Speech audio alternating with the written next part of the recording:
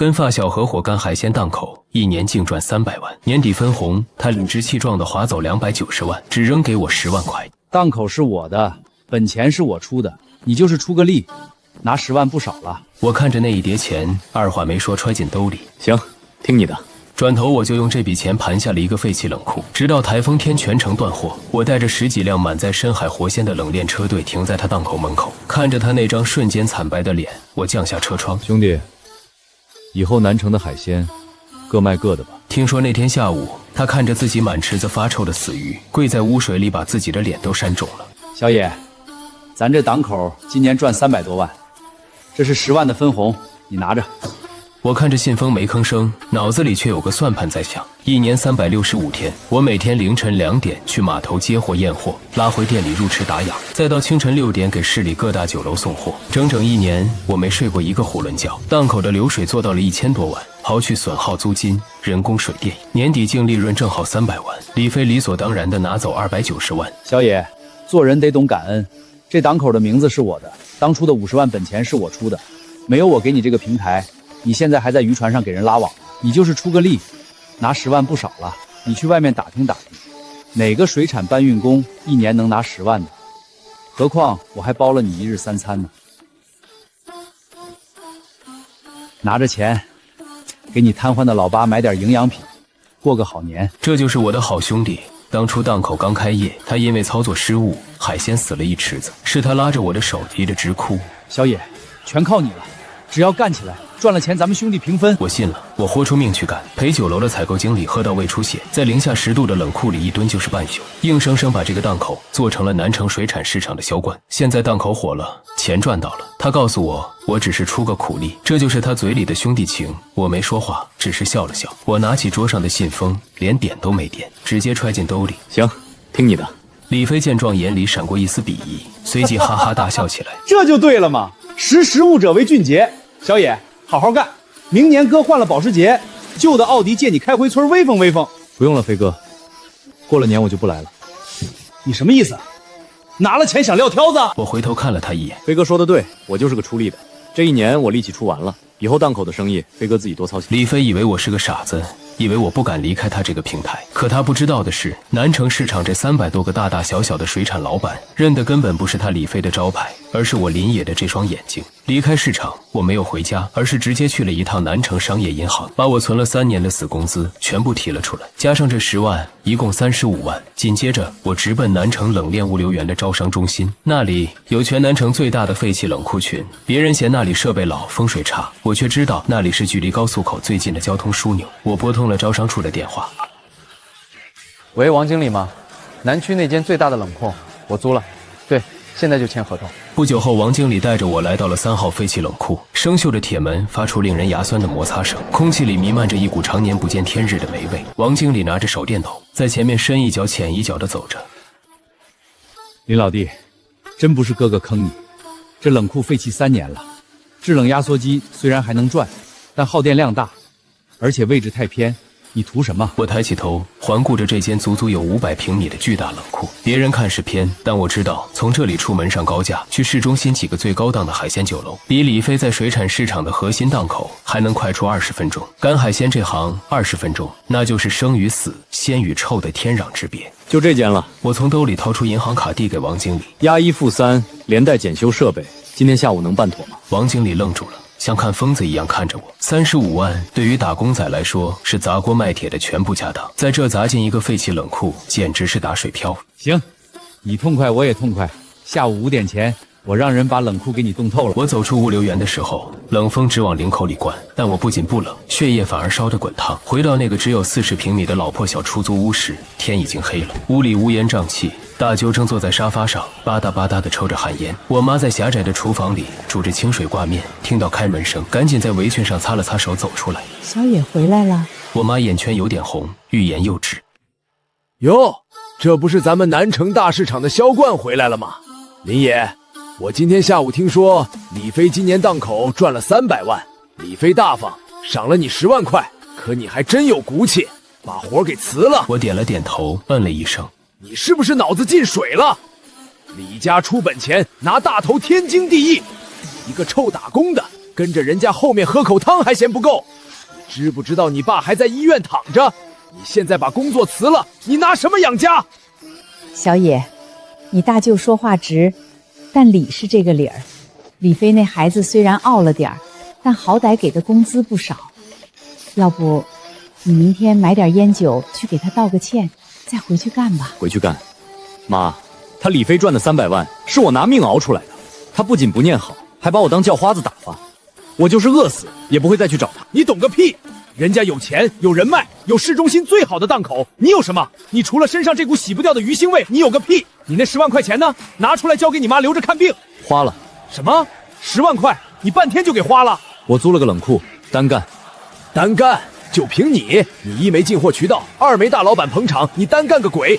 行，你有种，等你以后陪他去街上要饭，别怪大舅今天没提醒你。说完，大舅摔门而去，屋子里死一般的寂静。我妈坐在小马扎上，捂着脸无声的哭泣。她不信我能行，在她眼里，李飞那样的有钱人才是做生意的料，而我天生就是卖苦力的命。我走过去，轻轻拍了拍我妈的肩膀：“妈，相信我，过不了多久，我就给爸换最好的特护病房。”凌晨1点，我一个人来到了冷库，拿着高压水枪，一寸一寸地清洗着残留的污垢。就在这时，手机响了起来。这个时间来电话的只有一种人，码头刚靠岸的船老大。接听后，一个粗犷的怒吼响起：“林老弟，你到底还在不在李飞那这个档干了？”“海哥，我单干了，怎么发这么大火？”“李飞那个小王八蛋，仗着你不在，不知道从哪儿找了个不懂行的生瓜蛋子来验货。老子刚从深海拖回来5000斤顶级的野生东星斑和老虎斑，活蹦乱跳的奸货。李飞那小子居然挑刺说成色不好，要压老子3成的价，当老子是要饭的。”我心头猛地一跳，5000斤顶级野生斑鱼，这是各大高档酒楼抢破头的稀缺货，要是能拿下，不仅能一炮打响，利润起码翻倍。海哥，这批货我要了。好，老子就是道尽海里喂王八，也不给李飞那个白眼狼。林老弟，看在你的面子上，按市场底价走，但规矩你懂，这种抢手货现金结账，概不赊切，一共45万，你半小时内带钱来码头提货。电话挂断后，我静静地站在冷库里，45万的货，我全身上下只有不到2000块钱，距离码头抢货只剩下半个小时。李飞的人肯定还在码头耗着，随时可能反应过来。我深吸了一口冷气，拨通了一个电话，成王败寇就在今晚了。喂，赵总，我是林野。电话那头是南城高档餐饮连锁海悦楼的大老板赵海生。半年前，李飞进了一批便宜的生蚝，想以次充好卖给海悦楼做高端刺身。是我在卸货时一眼看出生蚝携带了红罗菌，如果客人吃下去了，海悦楼的招牌就全砸了。我自己掏腰包，连夜从隔壁市高价调了一批鲜货补上，扛下了李飞的痛骂，保住了海悦楼的声誉。赵海生欠我一个天大的人情。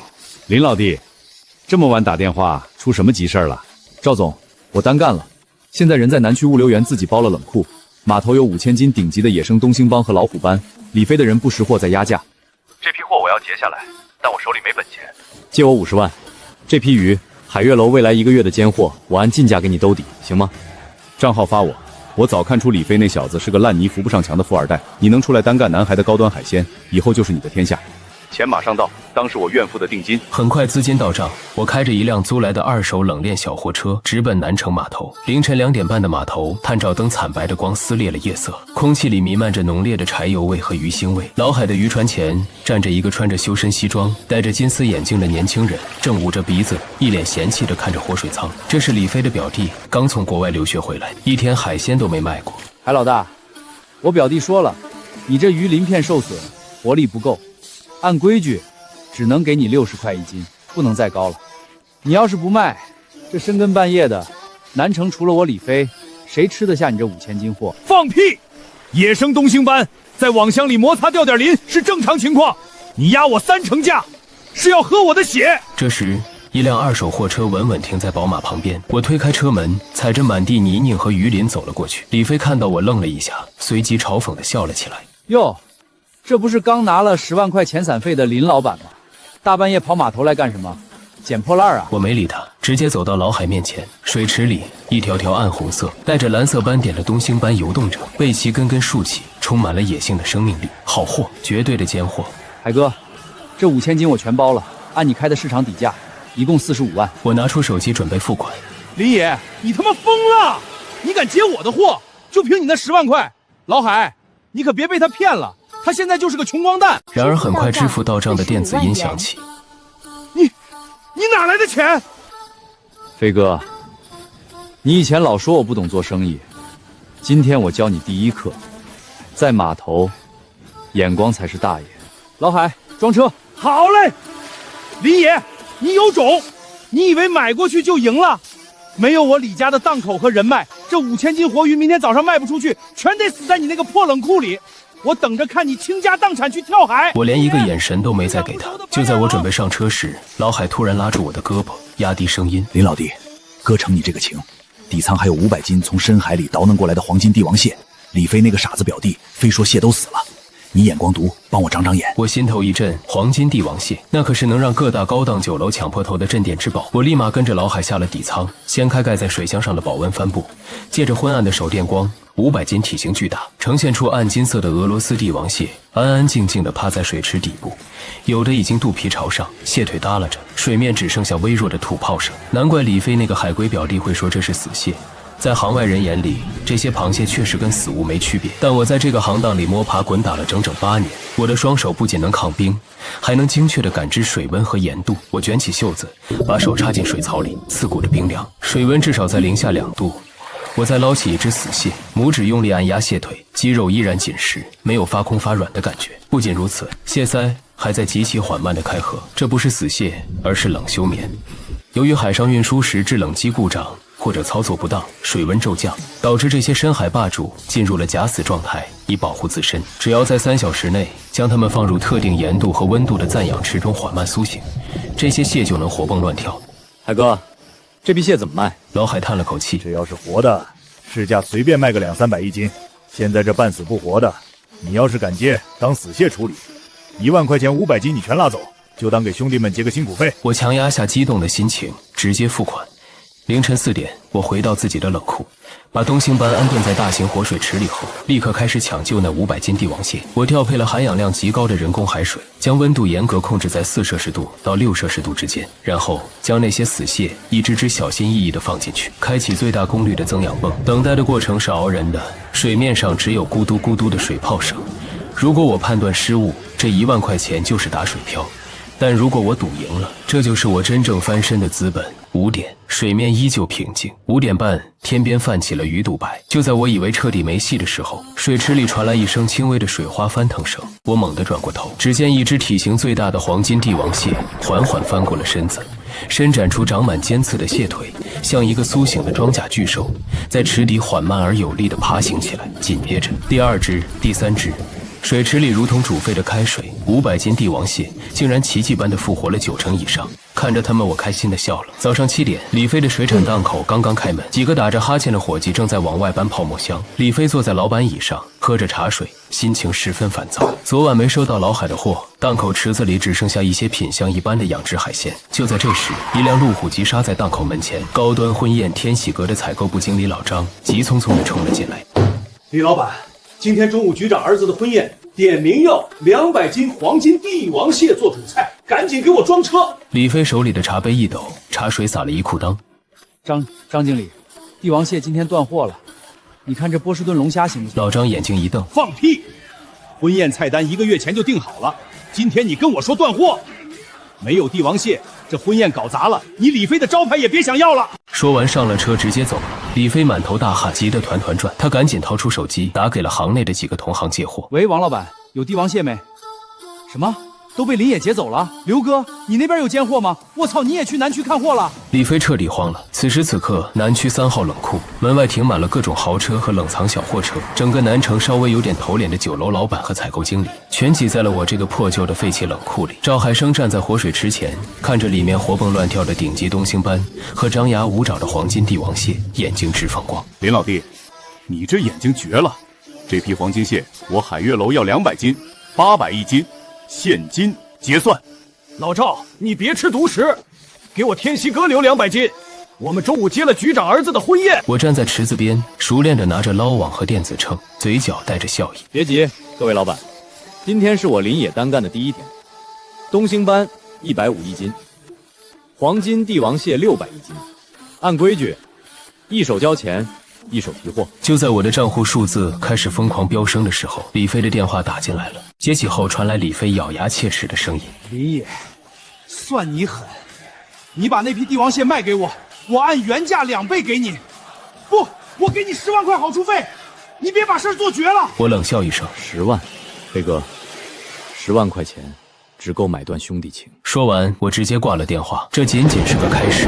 李飞，南城这块天要变了。而此时的李飞正苦苦哀求路过的张经理：“你再给我1天时间，我保证把同等规格的帝王蟹给你补齐，违约金我双倍赔你。但你不能断了咱们这3年的长期供货合同啊！”李飞，你还好意思提3年？要不是以前林野兄弟在前面给你撑着场面、把控质量，你这档口早关门了。今天中午的婚宴，要不是林兄弟救场，我老张今天就得卷铺盖走人。从今天起，天西阁和李记水产的合作彻底作废。老张冷哼一声，转身大步流星的离开，留下一群看笑话的同行。李飞跌坐在地上，脸色煞白。这时候，他那个海龟表弟满头大汗的跑了进来，脸上还带着邀功的喜色。表哥，别愁了，我刚从隔壁市的散户手里收了一大批便宜的老虎贲和9节虾，价格比平时低了1半，咱们只要倒手卖出去，绝对能把今天亏的钱补回来。这下发了！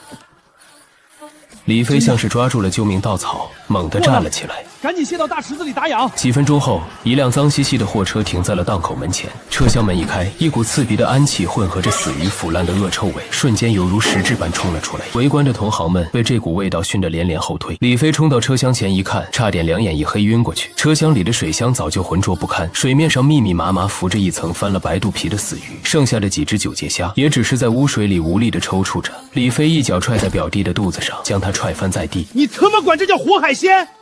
你脑子里装的是大粪吗？表弟捂着肚子委屈的辩解：“我买的时候他们还活蹦乱跳的，那个小户说只是因为没打阳气有点晕，放进水池里缓一缓就好了。”海鲜行当里有一种行话叫药鱼，有些不良散户为了让快死的鱼看起来有活力，会往水里加药。这种鱼一旦脱离了药水环境，几小时内必死无疑，且会迅速腐败。以前有我在，这些散户连里基档口的门槛都摸不到。现在海龟表弟被人家当成了待宰的肥猪，更要命的是，档口的伙计为了图省事，直接把这车带药的污水和半死不活的鱼虾一股脑倒进了档口最大的主赞养池里。李飞嘶吼着扑过去阻拦：“别动！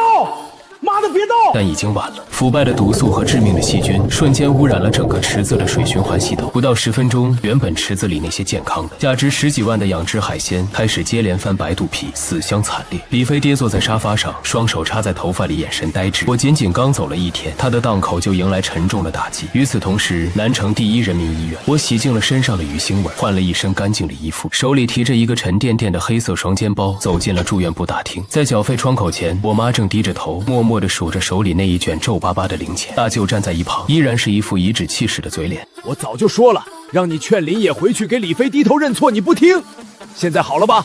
他那10万块钱砸进那个破冷枪，连个水花都没溅起来，他拿什么交这5000块的住院费？我妈眼泪吧嗒吧嗒往下掉。你先借我2000，我下个月去饭店洗碗还你。我哪有钱？妈，不用借了。我大步走过去，将那个黑色的双肩包直接放在缴费窗口的大理石台面上，拉开拉链，一沓沓红彤彤的100元大钞整整齐齐地码在里面，整整60万。大舅的眼珠子瞬间瞪圆了，下巴差点掉到地上，指着那一包钱结结巴巴：“林野，你哪来这么多钱？”我连看都没看他一眼，转头对窗口里的收费员说：“护士你好，我父亲林建国转到顶楼的特护 VIP 单人病房。这20万是预交的住院费和后续的手术押金。”收费员愣了一下，熟练地接过钱放进点钞机。我妈震惊地捂住嘴：“小野，你这钱到底哪儿来的？”我握住我妈粗糙的手，轻声说道：“赚的。妈，我说过，不用再看任何人的脸色，以后爸的病用最好的药，你也不用再去洗碗。”大舅站在一旁，脸上一阵红一阵白，像个跳梁小丑。他咽了口唾沫，舔着脸凑上来：“那个小野啊，大舅就知道你是个做生意的料。你看大舅那个小卖部最近资金周转不开，你能不能……”我冷冷地打断他：“不能，钱是我拿命拼回来的，跟您这只进不出的皮姑没半点关系。”我安顿好父母后，我走出了医院。今天的开门红只是第一步。李飞虽然蠢，但他家在南城水产界盘根错节的底蕴还在，他绝不会眼睁睁看着我做大。果然没一会，老海打来电话：“林老弟，出大事了！李飞他爹出面了，他放出狠话，整个南城大码头所有深海捕捞船，谁要是敢把1两鱼卖给你林野，就是跟他们李家作对，以后休想在南城靠岸卸货。我冷笑一声，卡我货源。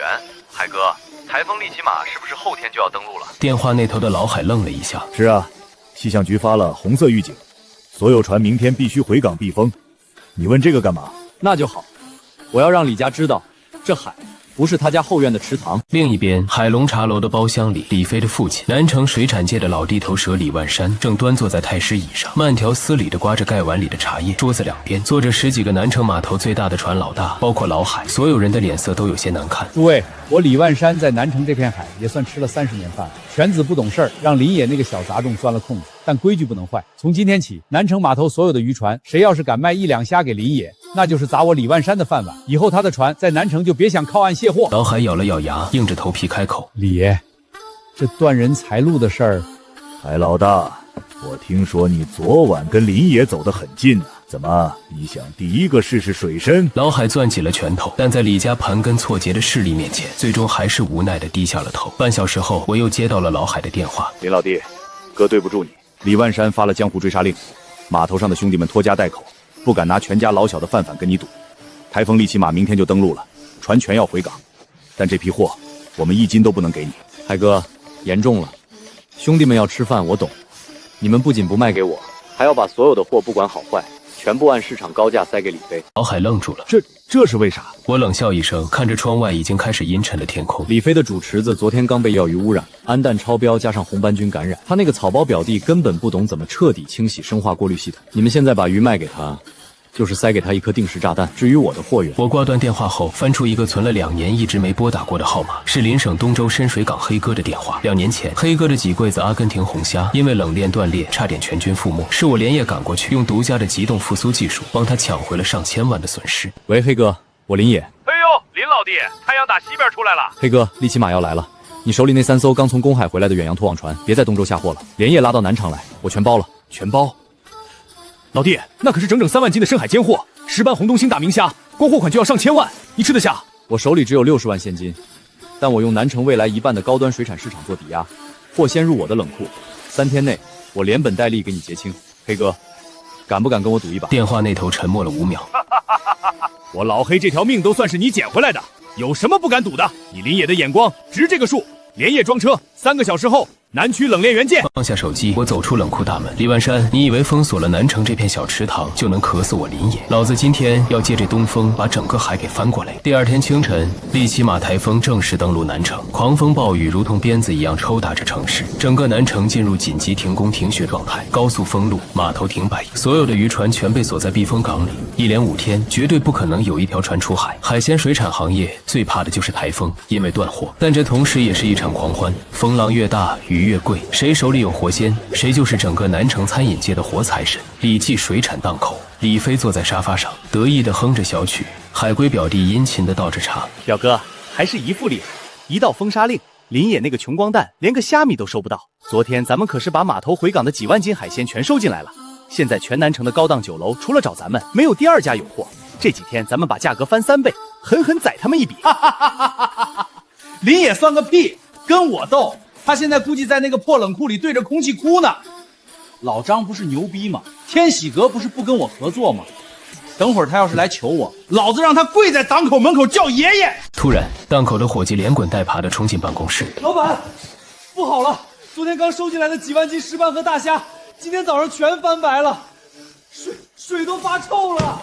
李飞猛地跳起来，一把推开伙计冲了出去。当他看到赞养池的那一刻，整个人如同被雷劈中，双腿一软，直接跪在了湿漉漉的瓷砖上。昨天还满满当当活蹦乱跳的几万斤海鲜，此刻已经变成了一池子泛着白沫，散发着刺鼻恶臭。死鱼的眼睛浑浊凸起，水面上漂浮着一层令人作呕的红色粘液，是红斑菌爆发加上高密度缺氧引起的交叉感染。之前被药鱼污染的过滤系统根本没有被彻底消毒，把几万斤海鲜强行塞进池子，成了压死骆驼的最后一根稻草。不可能，这可是我压了全部身家，还挪用了我爸公司的200万公款收的货。就在这时，一辆辆商务车顶着台风开进了水产市场。海悦楼的赵海生、天喜阁的老张，还有南城数10家顶级连锁餐厅的老板，全从车上走了下来。李飞像是看到了救星。张哥、赵总，你们是来提货的对不对？死鱼你们要不要？我半价，不，1折卖给你们。做动货。李飞，你脑子进水了？我们高档酒楼拿你的死鱼去毒死客人吗？那你们来水产市场干嘛？整个南城现在只有我有货啊！谁说只有你有货？我们是路过这里，车队要在前面的路口集合，去南区物流园。南区物流园，林野。没错，昨天半夜，林野调了20辆重型冷卷车，从邻省深水港拉回来30万斤顶级远洋活鲜。现在他的3号冷库简直就是龙宫，活蹦乱跳的皇帝蟹、红东星要多少有多少。林野兄弟厚道，台风天市场价翻了3倍，他只涨了30%。现在全南城的餐饮老板全在他那儿排队拿号。至于你这李记水产，留着养蛆吧。车队绝尘而去，溅了李飞一身腥臭的泥水。狂风中，李飞呆呆地看着空荡荡的档口，闻着那让人毛骨悚然的死鱼恶臭，终于两眼一黑，直挺挺地昏死在了污水里。不久后，李飞被送进医院。李飞他爸得知消息后来到病房，一记结结实实的耳光狠狠抽在刚打上点滴的李飞脸上，他半边脸瞬间肿起，嘴角溢出鲜血。废物！成事不足败事有余的畜生！200万！你不仅挪用了老子公司账上的200万去收那一堆烂鱼，现在还把李家的招牌彻底砸了！李万山将手里的文件狠狠砸在李飞脸上，纸张散落一地，那是10几份来自南城各大高档酒楼的律师函。台风天交不出货，按照合同，李飞不仅要退还预付款，还要赔付高达3倍的违约金。光是天锡阁一家违约金就高达150万，加上其他酒楼，这笔烂账直逼500万。爸，你帮帮我！你出面跟老张他们说说情，咱们李家在南城这么多年，他们不能不给你面子啊！面子？老子现在在南城还有个屁的面子！你知不知道，今天早上卫生局和工商局的人把你的档口查封了，你那个蠢货表弟居然想把那些发臭的死鱼卖给路边的大排档做烤鱼，被人当场举报。现在全南城的人都知道李记水产卖毒鱼死鱼，我李万山30年积攒的信誉让你一天全毁了。这500万的窟窿你自己填不上，你就进去蹲耗子，我李万山就当没生过你这个儿子。李万山摔门而去，只留下李飞一个人在病房里绝望的哀嚎。而此时的南区3号冷库却是一片热火朝天。台风过境的3天里，我的冷库成了南城唯一的活水龙宫，30万斤顶尖海鲜以惊人的速度被抢购一空。3天后，风停雨歇，我坐在临时搭建的简易办公室里，面前放着一台点钞机和10几本厚厚的账册，扣除给黑哥的1000万货款，再刨去人工水电、损耗和冷库租金，这3天我净赚了整整800万。我拿起手机，直接给黑哥的账户打了1100万过去，多出的100万是利润分红。不到1分钟，黑哥的电话打了过来，声音里透着掩饰不住的震惊。林老弟，你他娘的真是个神仙！3天吞了30万斤货，还多打100万！黑哥，规矩我懂，带兄弟赚钱，路才能越走越宽。以后东周那边的深海尖货，我南城全包了。痛快！以后你林野的货，我老黑亲自押船。挂了电话，我没有像李飞那样去买保时捷充门面，在这行豪车装不了逼，只能装蠢。我拿起桌上的座机，拨通了南城最大的重卡经销商的电话。喂，王总吗？50最新款的10吨级冷藏增氧车，我要10台。对，全款，明天就要现车。打这场仗现在才刚刚进入下半场，李家不是想封杀我吗？那我就直接掀了他们引以为傲的棋盘。半个月后，南城水产大市场，李万山的大本营，往常凌晨3、4点，这里应该是车水马龙，各大饭店的采购员开着小货车、3轮车来这里讨价还价、拉货装车。但今天市场里冷冷清清，只有几个散户在打牌。李万山站在2楼办公室的落地窗前，脸色阴沉的能滴出水来。一个手下战战兢兢的汇报：李爷，今天天锡阁、海悦楼还有市里前50的大酒楼全都没来咱们市场进货。李万山咬着牙问：他们去哪儿了？南区冷库也没去。林野那小子成立了个野鲜冷验车队。在传统的水产批发模式里，酒楼老板最头疼的就是最后1公里。采购员去市场买完活鱼，装在简易的水箱里拉回酒楼，路上颠簸、堵车、缺氧，鱼送到酒楼后经常死掉一半，损耗极大。而我用了那800万买下了10台最先进的冷链增氧车，组建了自己的专业运输队。酒楼老板只需要在群里下个单，我的冷链车直接凌晨送货上门，恒温控制，专业打氧，到店下车时的存活率高达99%，死了一条我林野当场包赔，这叫降维打击。我不仅免去了酒楼自己请采购员、养货车的成本，还把海鲜的品质提升了一个档次。那些大酒楼的老板只要不傻，都知道该选谁。李万山一拳砸在桌子上，眼角疯狂抽搐。他原以为断了我的船就能弄死我，但他做梦也没想到，我直接绕过了水产市场这个传统的中间商，打造了从外省深水港到大型冷库，再到冷链直达酒楼后厨的闭环护城河。南城水产市场，这个李万山称霸了30年的地方，被我彻底架空了。林野，李万山从牙缝里挤出这2个字，好狠的手段。同一时间，我的野鲜冷链调度中心，我站在巨大的电子屏幕前，看着10辆冷藏车的 GPS 定位在南城的地图上闪烁，精准地驶向各大高档酒楼。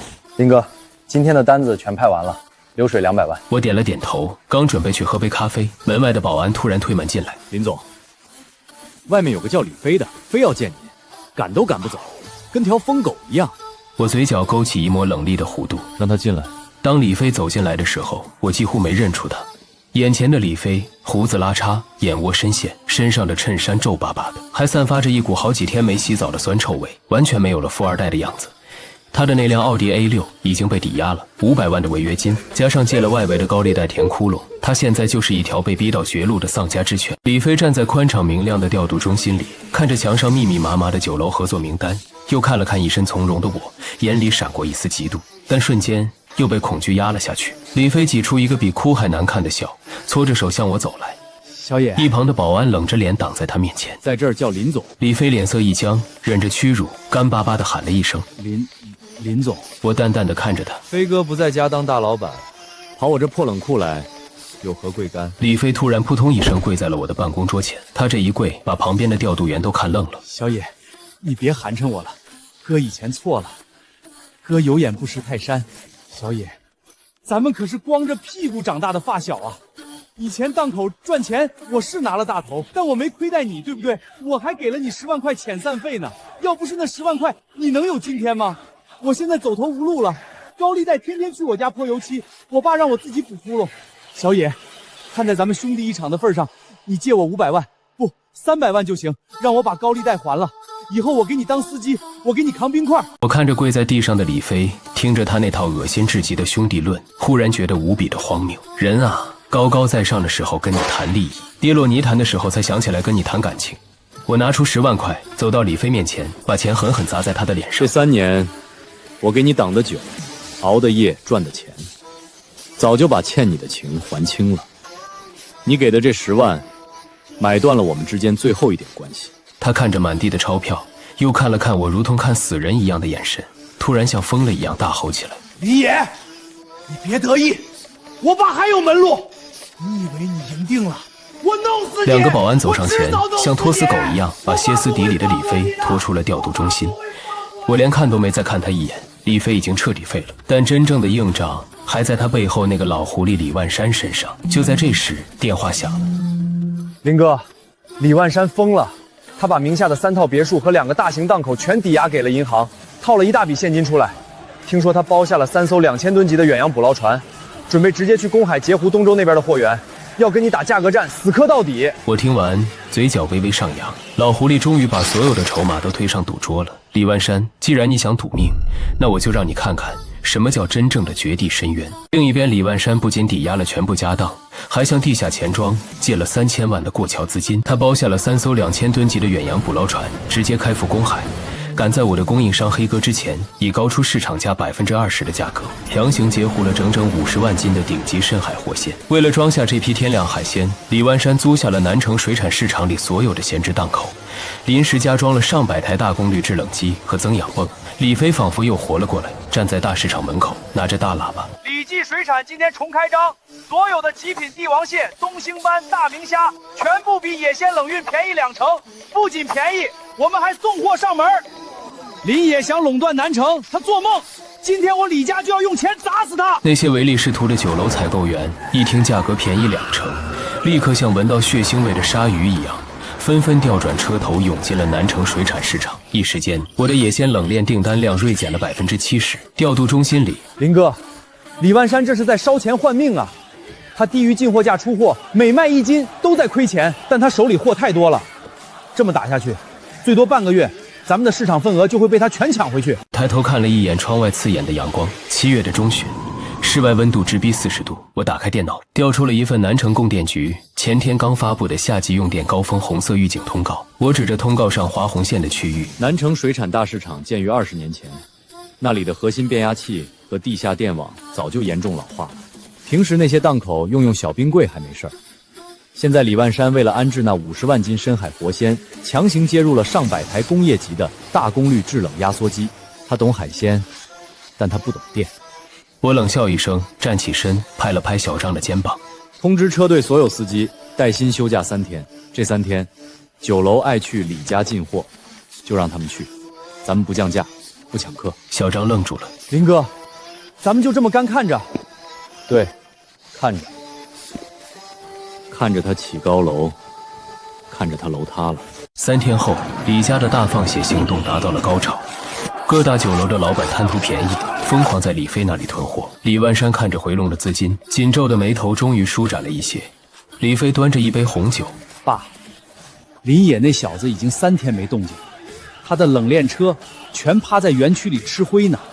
他怂了，他手里那点现金流根本扛不住咱们这么砸。李万山冷哼一声，姜还是老的辣，等明天把最后一批货清完，我立刻联合其他老板，彻底把林野赶出南城。就在父子俩举杯庆贺，以为胜券在握的时候，一阵令人牙酸的电流超载声突然在整个南城水产大市场的上空炸响。紧接着，市场外围的3座老式巨型变压器在40度的高温和数百台制冷机的极限负荷抽取下，接连爆出一团团刺眼的蓝色电火花，刺鼻的焦糊味瞬间弥漫开来。下一秒，整个南城水产市场灯光全部熄灭。李飞有些慌张，怎么回事？怎么突然停电了？李万山猛地站起来，心脏猛地一阵抽搐，一股不祥的预感瞬间笼罩了全身。对于海鲜水产行业来说，在40度的高温下停电，这就等同于被直接宣判了死刑。那50万斤生活在深海低温环境里的极品海鲜，一旦失去制冷和供氧，活不过3个小时。李万山声嘶力竭的怒吼：快去开备用柴油发电机！李飞连滚带爬地冲出办公室，带着几个伙计直奔地下发电机房。10分钟后，2台老旧的柴油发电机艰难地运转起来。档口里的一部分制冷机终于重新亮起了指示灯。李飞还没来得及喘口气，发电机却突然发出哐当一声巨响，机身剧烈抖动了几下，彻底卡死，冒出滚滚浓烟。飞哥不行啊！咱们4件的制冷机太多了，负荷太大，备用发电机直接烧拉岗了！妈的，给我修！不管用什么办法，给我把电接上！室外40度的高温让原本就封闭的档口内部像个巨大的蒸笼，水池里的水温开始以肉眼可见的速度飙升。一只价值上千元的野生帝王蟹无力地松开了攀附在池壁上的蟹腿，肚皮朝上翻在了水面上。紧接着，仿佛是某种死亡的信号，东星斑、老虎斑、大明虾，成百上千斤的极品海鲜开始在温热的水中疯狂挣扎翻滚，最后绝望地吐出最后一个气泡，翻起惨白的肚皮。仅2个小时，李万山和李飞眼睁睁地看着他们用5000万身家换来的50万斤活财神变成了一座散发着恶臭的死尸山，死鱼翻白，污水横流。李万山双膝一软，重重地跪在了满地浑浊的污水里。他呆呆地看着池子里密密麻麻的死鱼，脸色惨白如纸，嘴唇剧烈地哆嗦着，却发不出一丝声音。5000万啊！不仅倾家荡产，还有3000万是地下钱庄的贷款，全完了。李飞冲过去抱住李万山，爸，你别吓我呀，爸！咱们给林野打电话，林野有冷库，还有冷链车，让他把货拉走急冻，说不定还能挽回一点损失啊。到了这个时候，李飞竟然还妄想着那个被他踩在脚底下的好兄弟能来救命。电话响了很久才被接起。小野，别走！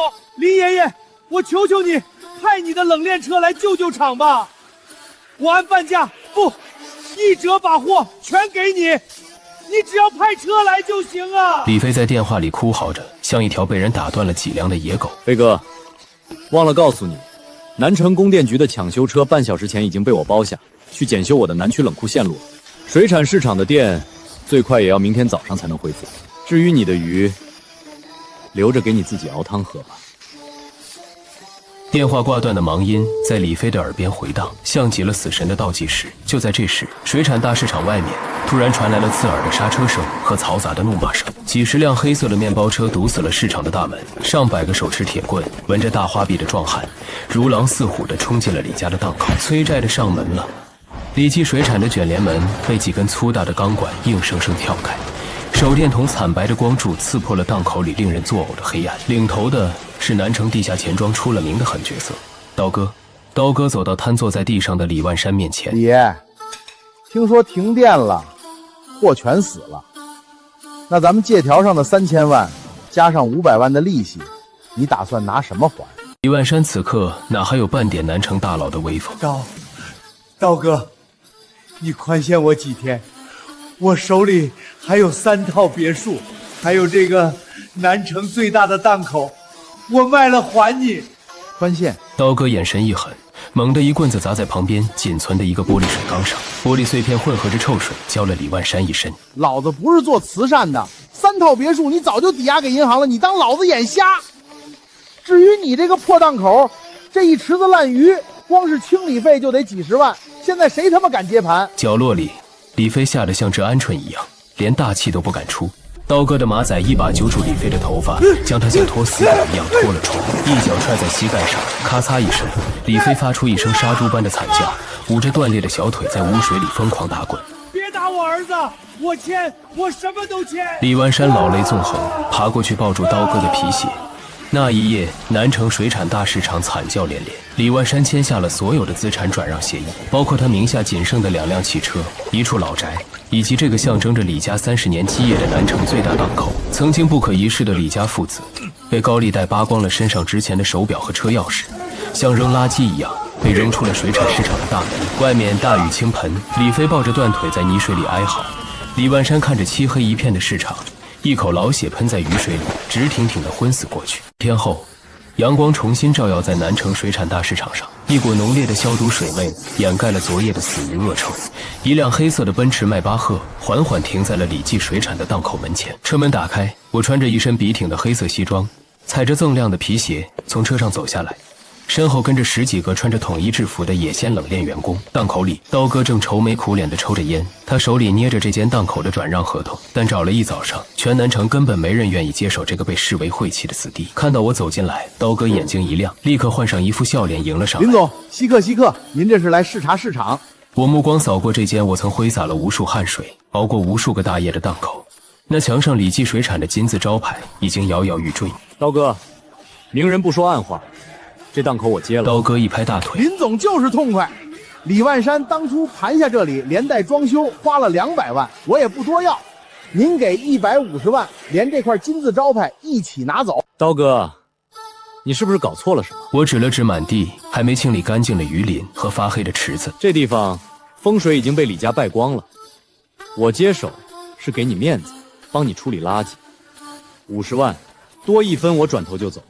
南区物流园有的是地方让我扩建。刀哥咬了咬牙，行，50万成交。10分钟后，合同签完，我站在档口中央，伙计们搬来了梯子，将墙上那块李记水产的金字招牌狠狠砸在地上，换上了崭新的龙飞凤舞的野仙集团4个大字。就在这时，档口外面传来一阵垃圾桶被推翻的响动。我转过头，只见一个浑身脏得像泥猴、瘸着一条腿的乞丐正趴在档口对面的垃圾堆里翻找出一个别人吃剩的半个包子。是李飞，他似乎感觉到了什么，抬起头，那张满是污垢的脸刚好对上了我的视线。他看到了迈巴赫，看到了向我低头哈腰的刀哥，更看到了那块原本属于他，现在却挂着我名字的招牌。巨大的反差像一把无形的重锤，狠狠砸碎了他最后的一丝神智。手里的半个包子掉在地上，他浑身像筛糠一样颤抖起来，眼泪混合着泥水往下流，喉咙里发出野兽般呜咽的声音。他没有冲上来骂我，也没有求我，而是转过身，拖着那条断腿，像一条真正的丧家之犬，一瘸一拐地逃进了南城最肮脏的阴暗小巷里，连背影都透着绝望的死气。2年后，南城的天气已经有些入秋的凉意。这2年里，野鲜集团不仅垄断了南城乃至全省的高端海鲜冷链运输，还建起了全省最大的现代化生鲜仓储基地。